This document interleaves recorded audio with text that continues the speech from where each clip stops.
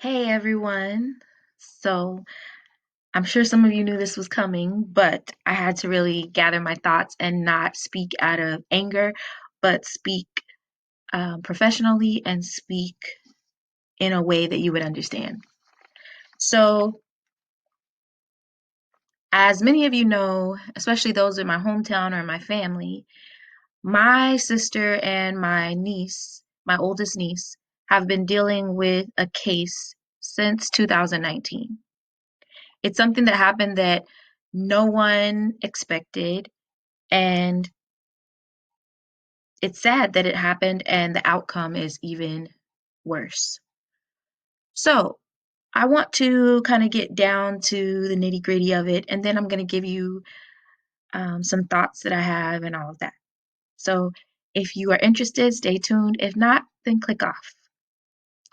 So, to make a long story short, I have some notes here because I really wanted to speak and cover everything that I wanted to cover. So as you can see here, I have um, a newspaper article from July 20th of 2019. This article was when Steve Mackey was arrested and he decided to do an interview with Hobbs' new son to tell his side of the story. So in this article, right here, you can see pastor charged with exploiting stepdaughter.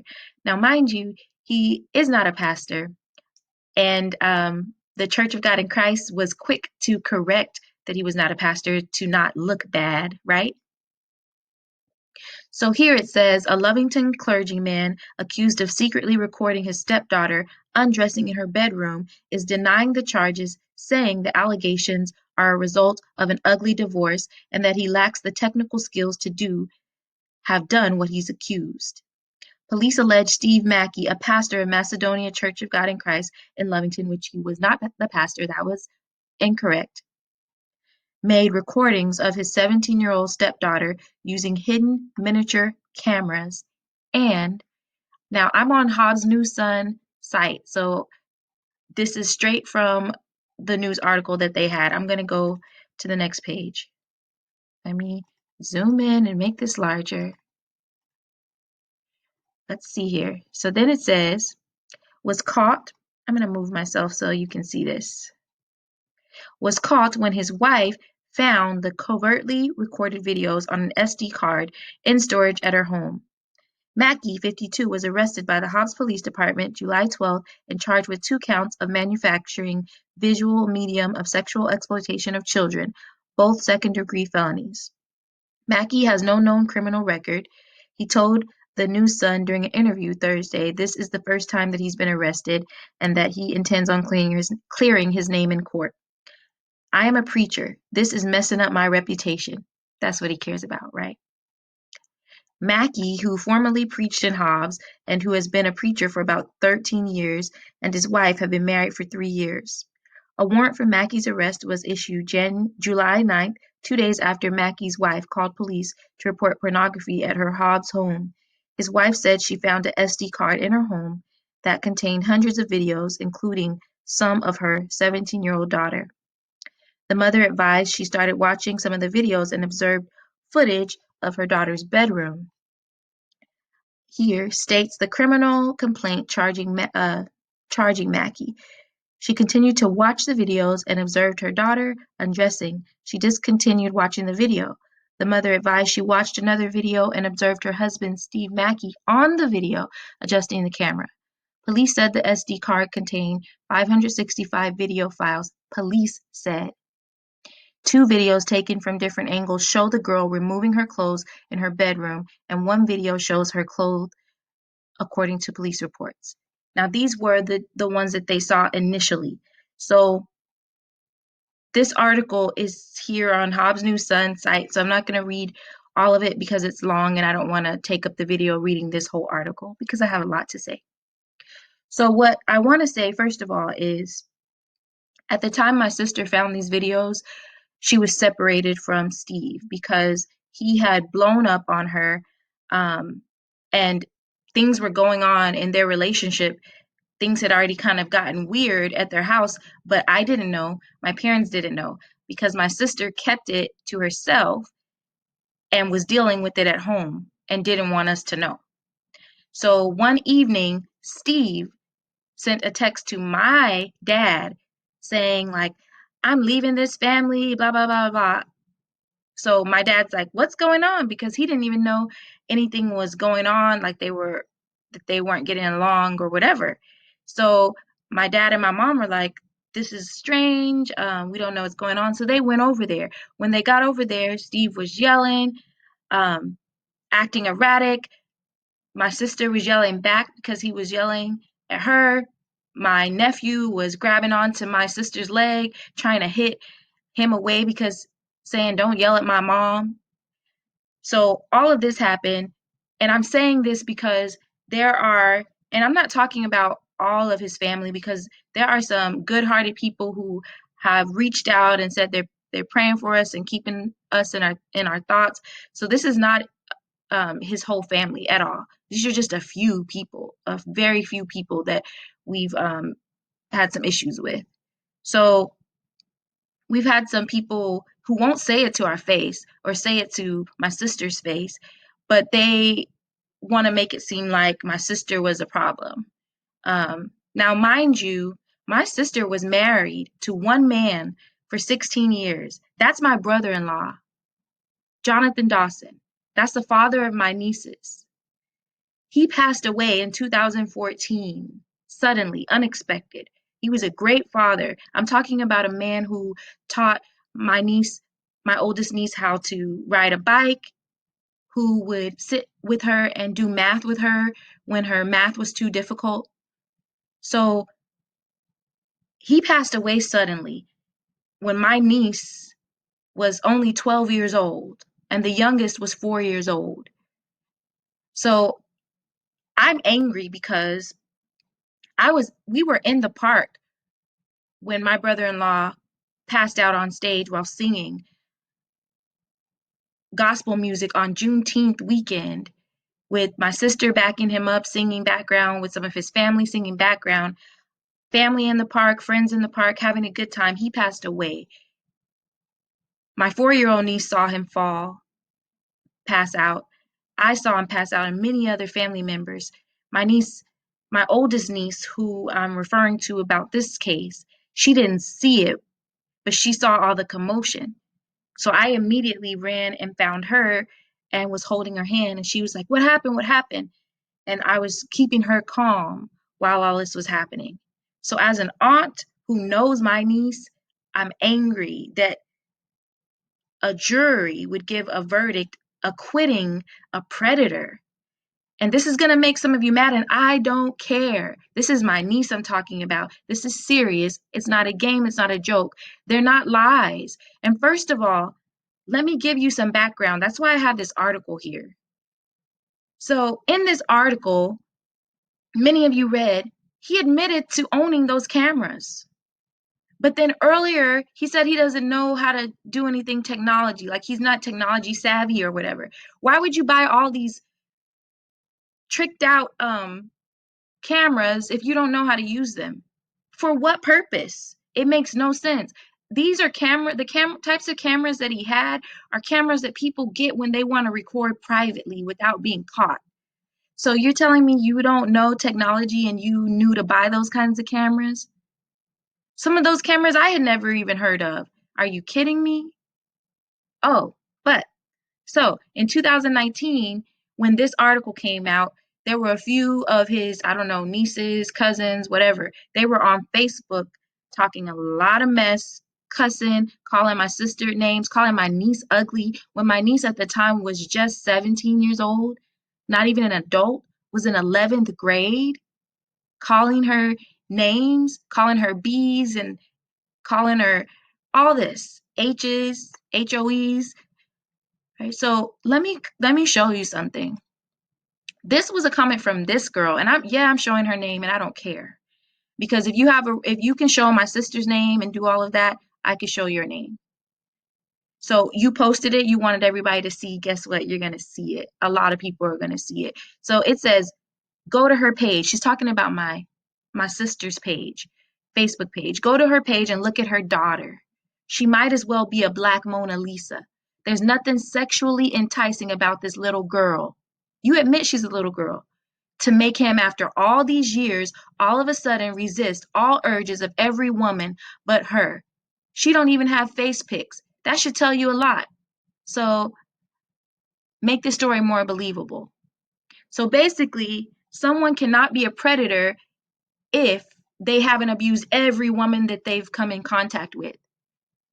But whoever your name is right here, I don't even know how to pronounce it. I'm not going to try to mess it up. It looks like a pretty name, but I don't want to mess it up. But think about some of the worst criminals in the world who have been caught, and they had people living right next door to them who they never hurt, but in their basement, dead bodies. So you're telling me that criminals kill everybody, or criminals rape everybody, or criminals record video footage of everybody? No. They find people they can prey on, and they find people that would make it so no one would ever believe the victim. And you're falling for it. And that's the problem. And this keeps going on in our nation with our children. They don't want to speak up, because when they do, people attack the victims because they don't want to believe that the person that they know and love is a criminal. So let me kind of make it make sense, right? Think of some of the criminals that we hear about in the media. Think about like a Jeffrey Epstein. Think about like R. Kelly. Like, people talk about these people and y'all don't want to believe that they could have done something wrong until proof is pulled out. And then even then, some of these people get off, even when the proof is right in your face. So this lady here basically said that she thinks my niece is ugly, a black Mona Lisa.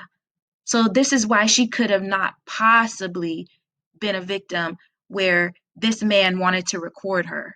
She's too ugly for him to want to record her, when there's plenty of pretty women he could have recorded.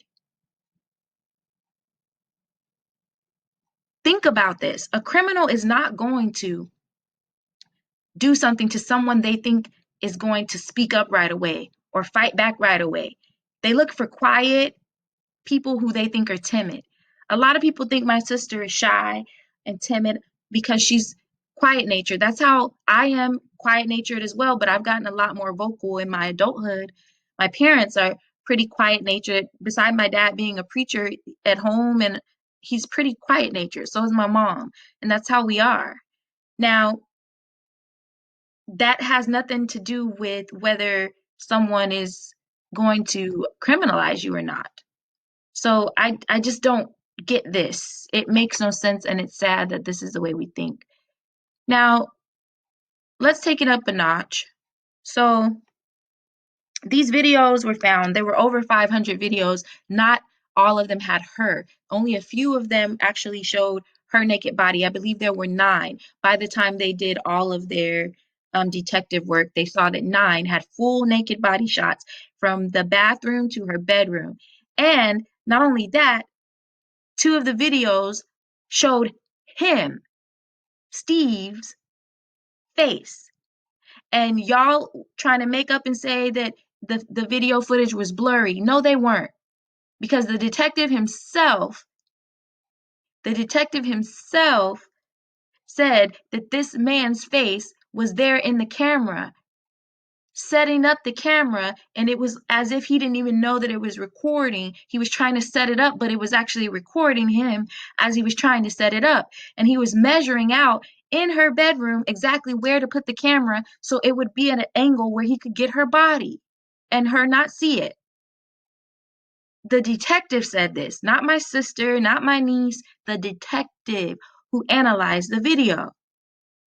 So the thing about it, after those initial cases where they showed the evidence and the detectives determined that it really was him, and that it was in her house, and that the IP addresses on the videos belonged to him, after they determined that, they decided that he was guilty. So in that way, the district attorney took over the case because at the local level, they determined he was guilty. So the district attorney took over the case. So the trial that he was just acquitted from was not Steve Mackey versus LaTanya Dawson and her daughter. This was Steve Mackey versus, and let me show you, versus the state of New Mexico. You see that? State of New Mexico versus Steve. They had decided that he was guilty and that it was worth going to trial. But guess what happened? And I wanted to show you that that's a public record. So I'm not showing anything private. You can go on Hobbs Courts, or not Hobbs Courts, NewMexicoCourts.gov, and search for cases and look for Steve Mackey. And it's going to bring up his divorces. Mind you, there was another divorce that my sister didn't even realize that he was married that uh, very first time. She knew about the more recent one where he had divorced from, but there was a earlier marriage that only lasted like a few months, and she didn't even know about that until later. So I guess you have to really do some background search on the people you date, right? Even look for court cases these days, right? So look at the charges that they had: manufacturing visual medium of sexual exploitation of children, manufacturing visual medium of sexual exploitation of children, 2 counts. They said not guilty, acquittal, jury, acquittal. So the state of New Mexico took over this case. So it wasn't my sister versus Steve anymore. It was state of New Mexico versus Steve, because they had already deemed him guilty at the local level. And so they took it to district court so that they could put it in front of a trial because they thought it was that serious. So don't play games and act like he wasn't guilty. So this trial was not about him being guilty of filming those videos. This state of New Mexico versus Steve had already determined that those videos were made by him. This was to decide if the crime was high enough to face those charges for manufacturing sexual exploitation of children. So this jury decided that what Steve did was not manufacturing sexual exploitation of children. It does not say he did not make the videos. So get it straight. It was already determined that he made the videos. That's why the state of New Mexico took it over. So he was guilty, and he tried to take a plea deal because he didn't want to go to trial. He tried to take a plea deal. So know the facts. Him and his lawyer asked to take a plea deal where he would admit his guilt for 18 months of probation as long as they would not put his name on a sex offender list. So my niece, being brave, said no to that plea deal because she believed that this jury, whoever was selected, would do the right thing. And they failed her. They failed her. And I'm angry. My family is angry. It's not right. So let me go to this other article. This is the one where they have acquitted him of sex crime felonies. So it does not acquit him of recording a video. That was already deemed as guilty. He was like they said that he made the videos. There was no doubt. The detective, the district attorney had already declared that he was guilty of making the video. So when you say he's not guilty, they're saying he was acquitted of sex crime felonies. So this jury says that the crime that he committed was not a felony. They didn't say he didn't commit a crime. So get your facts straight, whoever these young girls are in your family that want to say that he's innocent. He was already deemed guilty of making the videos. This trial was not about whether he was guilty of making the videos. It was about whether this jury would decide if it was major enough to be deemed as a sex crime felony. And they decided it was not. So apparently in the state of New Mexico, you can film 16, 17-year-old girls and it's not a felony. That's basically what the jury said. So that's where we have a problem. And that's why I'm not going to stop talking about this case. I'm going to email, call, if I have to go all the way up to state attorney, to whatever I have to do, there's some people that I'm already emailing and contacting about this case. Because let me tell you something else. This case was supposed to have their pretrial meeting in February. February, before we went on the COVID pandemic thing. February. Guess what they did? They pushed it to May. And then they pushed it again to August. Now, mind you, during this time, they're supposed to be gathering a jury. They didn't do their job. August 31st at 1 o'clock p.m., they were just picking the jury, and the trial was September 1st, the next day. And then when they picked the jury, they still weren't sure if all of those people would be able to attend the trial. So guess what happened the day of the trial, September 1st? They did a random jury selection right before the trial began, the same day. So how is that okay? Look, and then we end up with this verdict because New Mexico courts wants to push back and push back a trial when they had plenty of time to get a jury that is going to represent and look at all angles and not be a rushed jury. This trial was supposed to take 3 days. They crammed it into like 2 days and not even a full 2 days. So that's the problem we have. So we're not worried about anybody thinking that Steve is innocent. We already know he's not. The detective said it, the DA said it. That's why it went to the state of New Mexico versus Steve. That's serious. They already knew that he was guilty. It was a matter of, in this country, they can't just send you to jail if the predator decides to say he's not guilty. They can't just send him to jail because they know the evidence is there.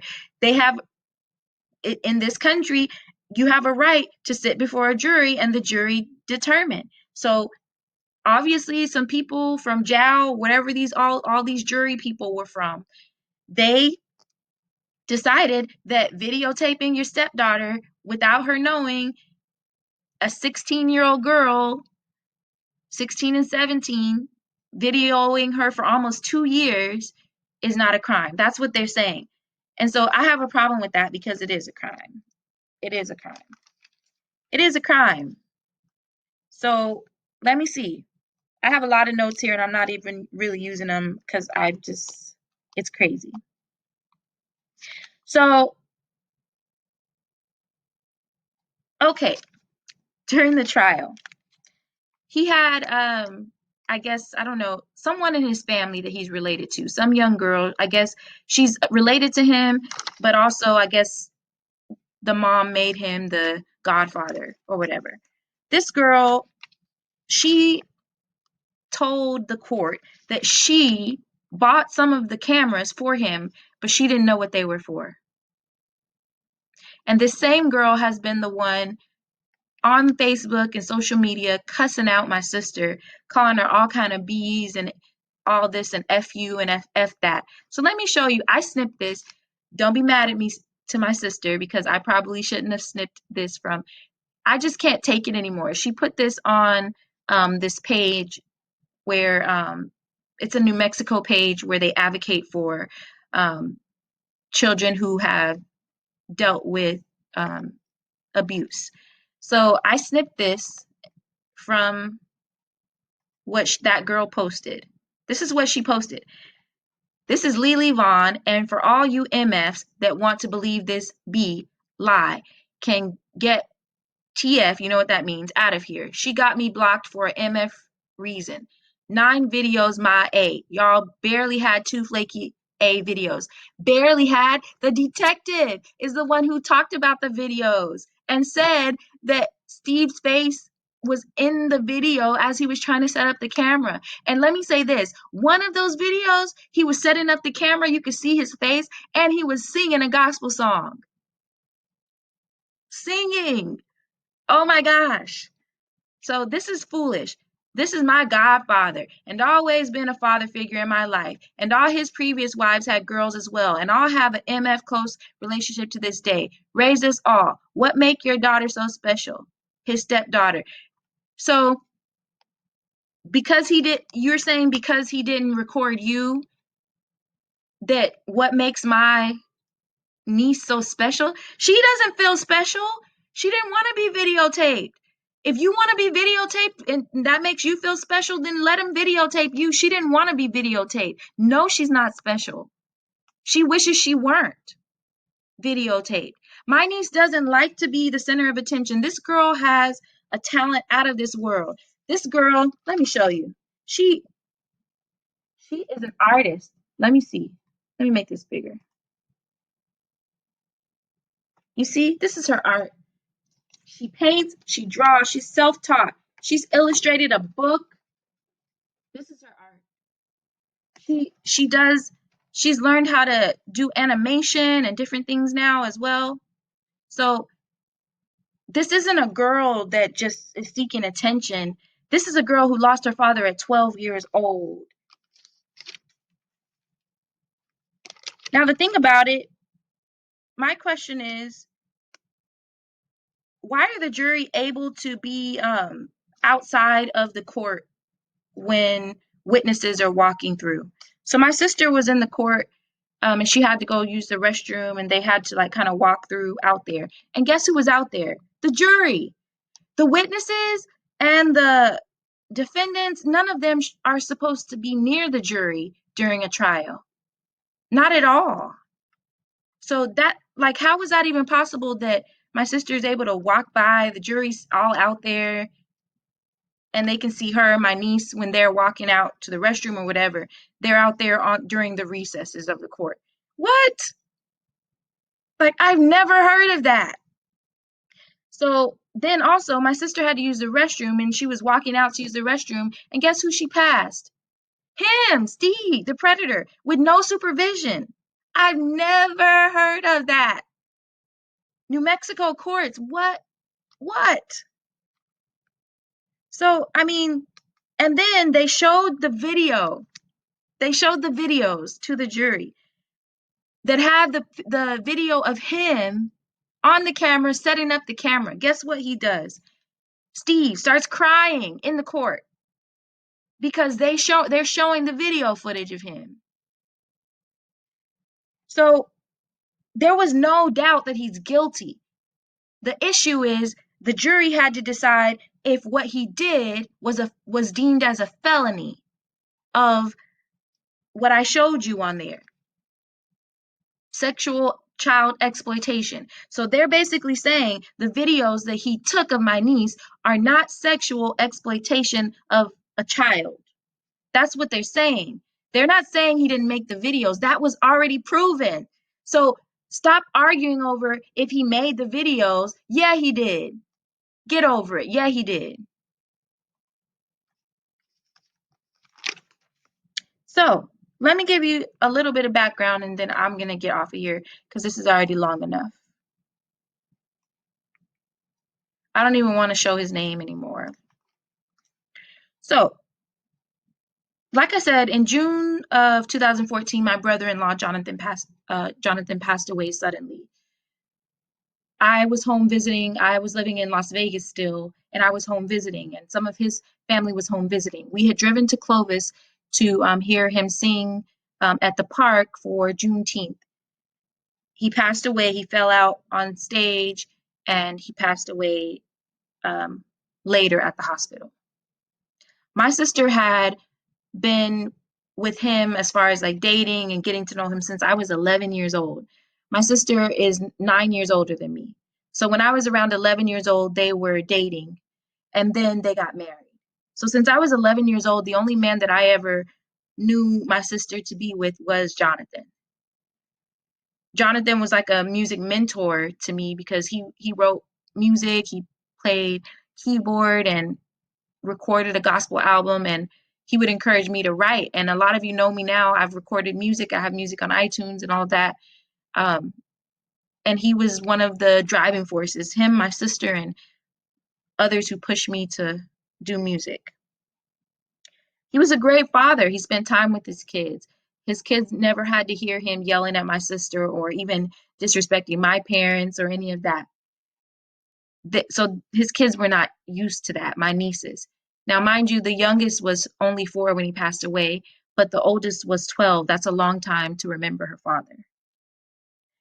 So we never expected them not to be together. And if it weren't for him passing away, they would have still been together. So when he passed away, my sister was heartbroken. My sister was just lost in the world. Like, what happened? How did he pass away? Like, how is this my life, right? So she was grieving. And then she started getting messages from all kinds of people just saying, I'm here for you if you need my help. And one of those people was Steve. He started messaging her in her on her Facebook Messenger and saying, I'm here for you. If you need me to pray for you, I'm here to pray. Um, I want to be your covering and help you as you're going through this. I know it's a hard time. When my sister told me that he was messaging her, I got mad. I was livid. I said, he's a single man and you guys never hear from this person. Now, mind you, let me give you this. Steve grew up in a town that's only about 15, 20 minutes from my hometown. So we knew him from church events. We would go to church events and he used to sing and do stuff, but he was a little bit older than my sister and he was much older than me. So I remember him just from being a child and like a teenager. And as I grew up and became an adult, I never thought anything of him really. I would hear little things here and there, but I didn't um, really know him, right? So I'm like, who are you to pop up when her husband passes away saying you want to be her covering? So I got mad and I said to my sister, I was like, he's preying on you. You need to be careful. And so she was like, well, he's being so nice. He's just praying for me. He's not trying to be with me or anything. He's just praying for me and stuff like that, right? So eventually that changed though. He started posting on Facebook that he was in love. He didn't say her name, but he was saying he was in love with somebody and all this. And we knew who he was talking about. And so I got into some arguments with my sister over that.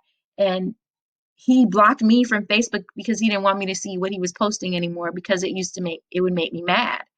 And I would get mad. There was something about him I did not trust. I didn't know what it was. I never would have thought it was this. I never would have thought it was secretly videotaping. He was going to end up secretly videotaping my niece. I thought that he was using her as a way to get a wife because he knew that she was grieving, so it was like his way in. Like I thought maybe he had a crush on her when they were younger or something. It was like, oh, her husband's gone, this is my way in. That's what I thought maybe he was going to be after what she had. I don't know, but I never would have thought this. So this is devastating to hear, like, and I'm angry because I didn't like the dude. And the thing about it, I'm angry at myself because towards the end of 2018, like the holidays, Thanksgiving, Christmas, I started trying to be nice because I didn't want to ruin my relationship with my sister. So I was actually starting to kind of talk to him a little bit when I would go home, and be nice and be cordial. But I still had a wall up because I would tell my best friend all the time, something's just not right. I don't know what it is. I just don't have a good feeling about this guy. And I would get in I stopped getting into arguments. I wasn't at the wedding when they got married. And I'm not saying this out of anger. I'm saying this because I really believe my sister was preyed on and my nieces. They were grieving. I mean, to be with someone for so long and for him to suddenly pass away, and this pastor, minister, whatever, is saying he's praying for you, and then he just seems to be so nice and he sings and he started being really like kind even when she would later on when they kind of started talking more, started being around and he was nice. The kids thought he was nice and all of that. So when they got married, we didn't know that things were starting to go sour because she didn't want to tell us.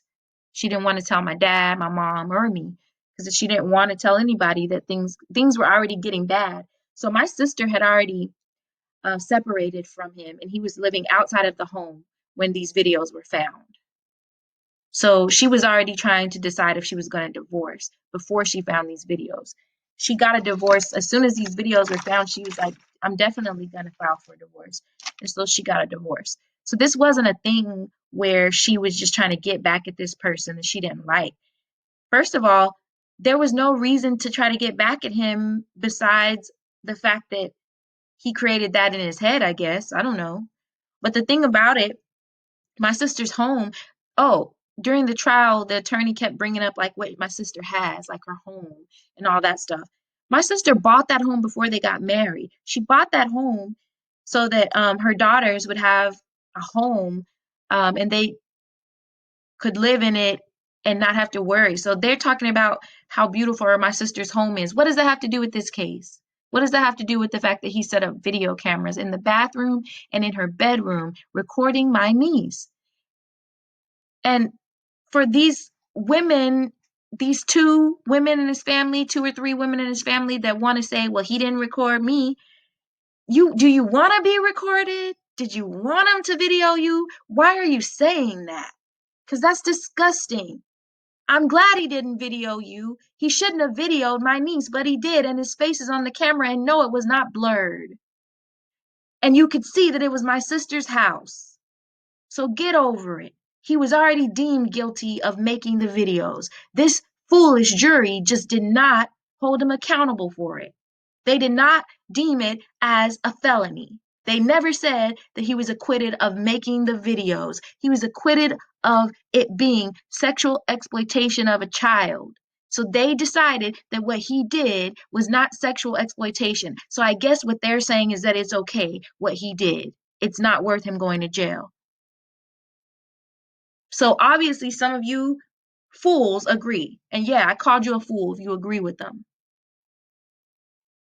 I don't care. Like, you could cuss me out on Facebook or YouTube and it's not going to make me cry. It's not going to make me scared. It's not going to make me afraid. It's not going to make me feel any kind of way. The only thing I'm going to think is you're foolish. So cuss me out. I told my sister, I'll take it. I'll make the video and explain. I'll say whatever, because what you're not going to do is put my niece down or my sister or my family. I can take it. You can call me a MF and all of this, because I'll probably call you one back. I'm not going to do it on camera. But the thing about me is I'm quiet, I'm loyal, I'm I stay in my own world, in my own lane. I do music, I work in the education system. I love what I do. I don't bother anybody. But when you bother my family, that's when the non-quiet. I'm like an introverted extrovert. I'm not shy, but I'm introverted. So when it comes to things like this, I don't make threats. I'm not trying to hurt anybody. I don't even want to hurt Steve. What I want him to do is get help.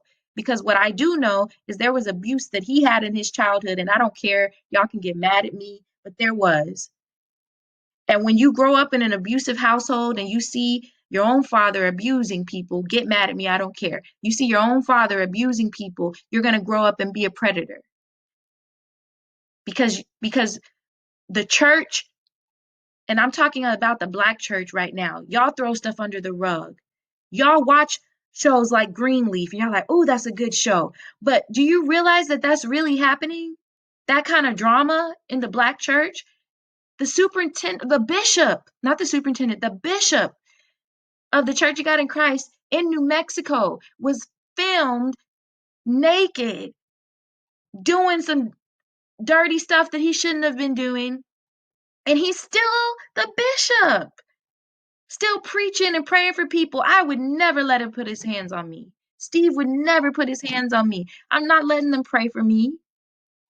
And some of y'all wouldn't let pray for me either. And I would never go to your church. Never. Because I don't believe in pushing stuff under the rug. I don't. I don't. And so I know some of you are like, Talia, where did this come from? We didn't even know your family was going through this. We tried to stay quiet to protect my sister and my niece because we thought this jury was going to do the right thing. Because the district attorney, the detective, the police department, they were teary-eyed because this man got off. And y'all still want to say that people are lying? People are upset right now that this is a verdict. So what I'm trying to figure out is who this jury is and how they were randomly selected and why that was okay. And I need to look into this judge because I don't know why that was ever okay, the way they selected this jury and how this case unfolded. So just know it's not over. I'm not letting this go. I don't care if I have to make some personal phone calls to leaders myself. I don't care if I have to contact celebrities and get them to talk about it on their page. It's not going away. I'm going to keep calling Steve Mackey a predator, and I don't care who gets mad at me.